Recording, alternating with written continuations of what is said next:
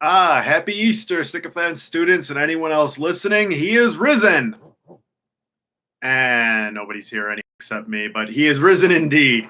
So this is a quick little, and I do promise quick, little jaunt, you might say, a little off the cuff musing I had today about Easter. While I was waiting for service to start, I had this thought.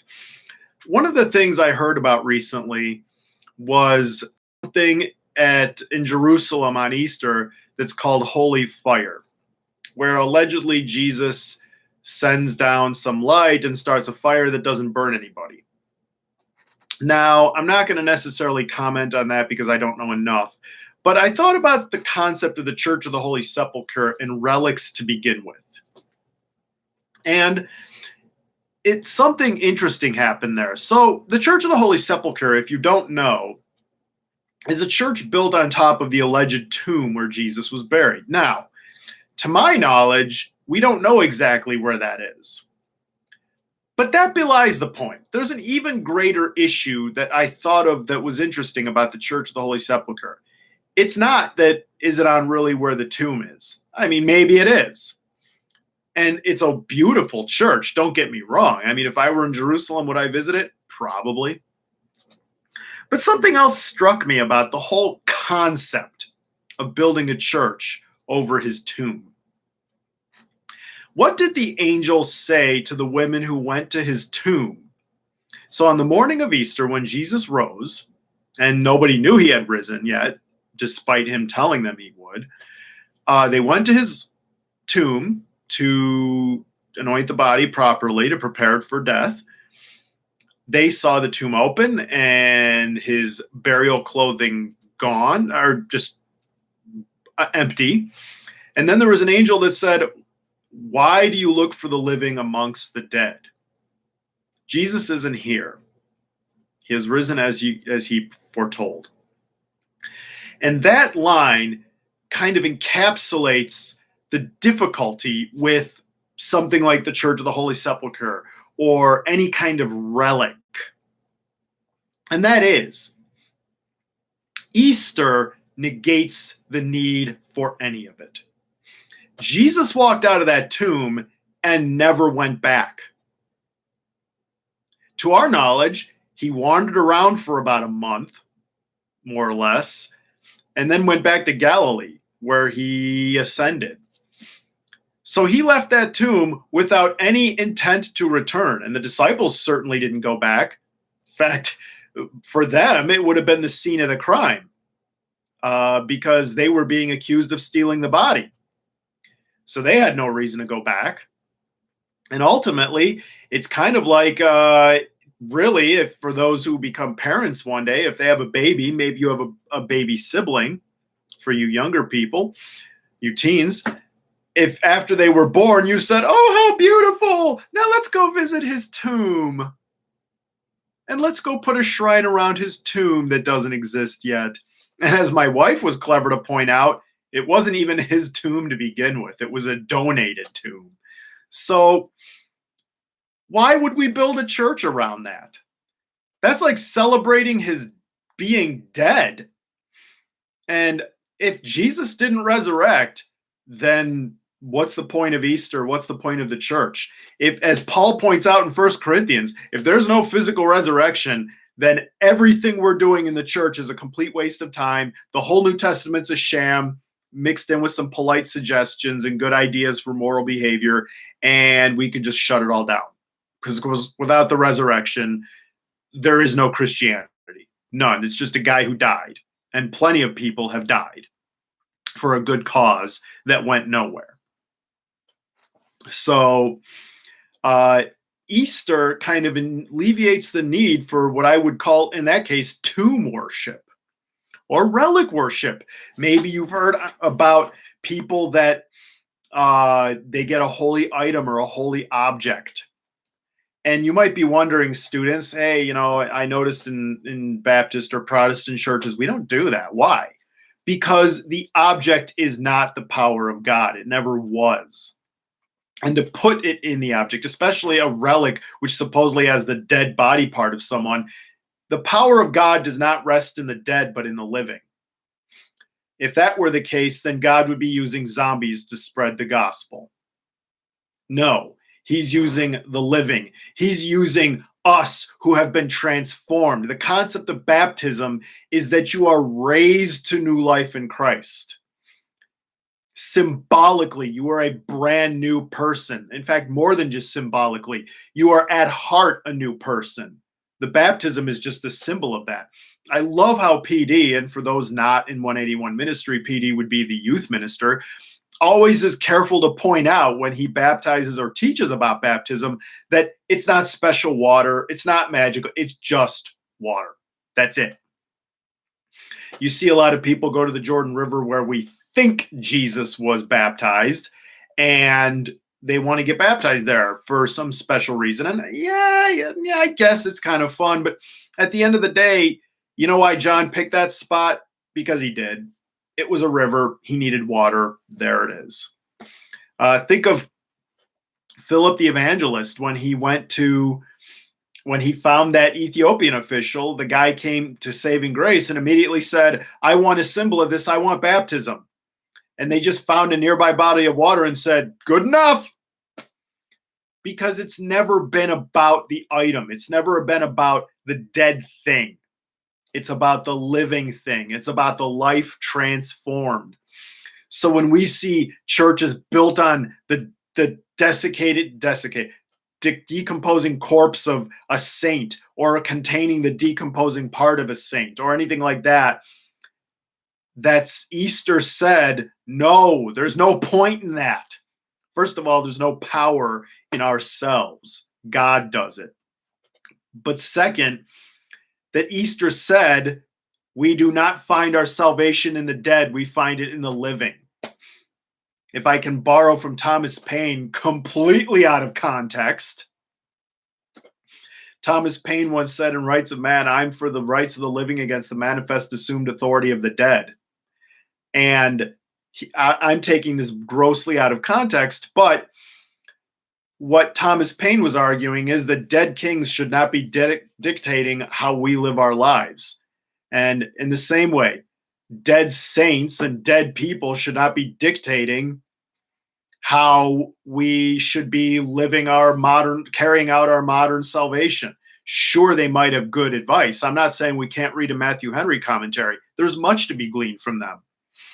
But we do not find power in the dead body of Matthew Henry. We don't build churches around his body, around his grave. We find life in the resurrected Christ. The reason the words of Matthew Henry have meaning is because they are channeling into the living Jesus. They are teaching about the living Jesus. When I say I'm for the rights of the living, Jesus is living. Therefore, when you see a commentary by an older person, it's not their words that have the power. It's the power of Christ that they're talking about that has the power. So relics and tomb worship and all of that stuff, Easter speaks against that and said, why are you trusting in the dead thing when Jesus is alive? Why are you trusting in the old life when Jesus is alive? Why are you looking at this old way of doing things? Why are you looking at that dead body? Why are you looking at the tomb when Jesus came out of it and said, follow me, I'm still here? Again, it's not to say we can't learn anything from older people who have since passed on to heaven. We can. But the reason we learn something from them is because they taught us something about the very living Jesus. And any power that comes with it is because of the very much alive Jesus. Not the fact that that guy led a very, what we would call holy good life, and therefore that gives him power. No, because without the very living Jesus, that guy wouldn't have existed. This was just a thought I had today. We don't tomb worship on Easter. We save that for Halloween. We life worship Jesus. We worship the living Jesus, and we celebrate him on Easter because he came to give us life. His resurrection proves that there is life eternal and that lives can change and that who I was is gone and who I am now is because of him. When you put your faith and trust in someone else or someone else's deed, especially if they're dead, you're putting your faith and trust in a corpse that when they were alive, by the way, was wholly dependent upon the very living Jesus. To me, it's like trying to pick up an old burnt out piece of wood and use it to heat your house. Wouldn't you just want to use a new piece of wood and a fresh piece of fire? So as we think about Easter, we use this as a time to commemorate our new life. It's kind of like in Korea on New Year's, everybody gains one more year. You might have a birthday, but everyone gets 1 year older on New Year's Day because it's just easier to reckon it that way. And for all of us, we all may have what we would sometimes call a second birthday where we can remember, sorry for the camera shake. We all remember that maybe, September 29th, 2015 is when I became a Christian. Not me, but just as an example.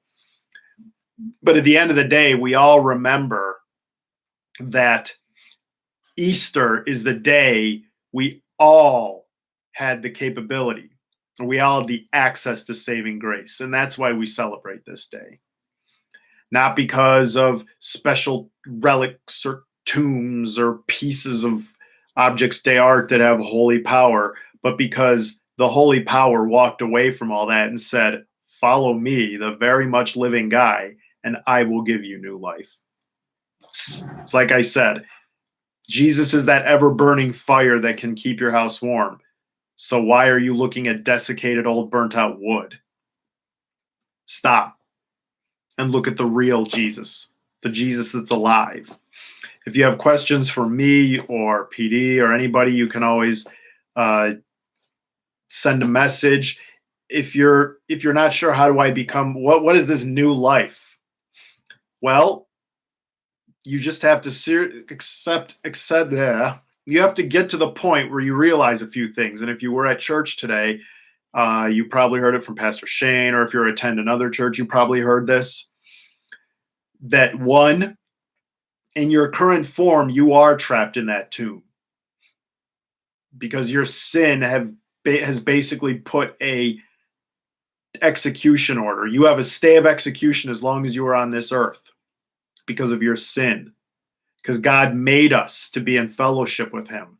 We were made to have that loving, freely given relationship with him in a perfect world, but mankind fell and introduced sin, and sin created a barrier between us and God. God cannot let us into his perfect world because we'll corrupt it. But knowing full well that our sin keeps us, we cannot achieve that place in heaven or that relationship with God on our own. It's hopeless. That's why Jesus came. Jesus is God. He's a part of the trifecta of God. And he came down to offer a final sacrifice that would take the penalty of our sin. And his resurrection said, all right, I died to take your penalty, but I resurrected as proof that I am still here. God is still here. Your sin is paid for. And I, as God, is still alive. It took a God-sized sacrifice to eliminate our sin. But then God came back to say, see, I took the sacrifice and I am still here. Come with me. So to that end, and that when we die, we know we'll be back in that perfect relationship with Christ, with God. Christ, say Christ, he's God. So here's how it works if you need to. A simple prayer is just, first, the step is realizing that you're that sinner. You have to come to that position of knowing I'm not perfect enough. I am not good enough. If you don't believe that, then this prayer will mean nothing. You have to acknowledge your limitation. And then you just say, God, I know I can't do it. I've tried, or I wanted to try, but I realize it's just not good enough. Jesus, carry me the rest of the way. Carry me the rest of the way. Take me back to that relationship. I want it to be like it was meant to be. Remove my sin. Bring me back to life. Remove that stay of execution and just remove the penalty altogether. And instead replace it with a seal of eternal life. If you pray that kind of a prayer, or something like it, there's no, again, this isn't like an incantation, like some special religious mantra. That's the realization. If you said it in a different way, that's just as well.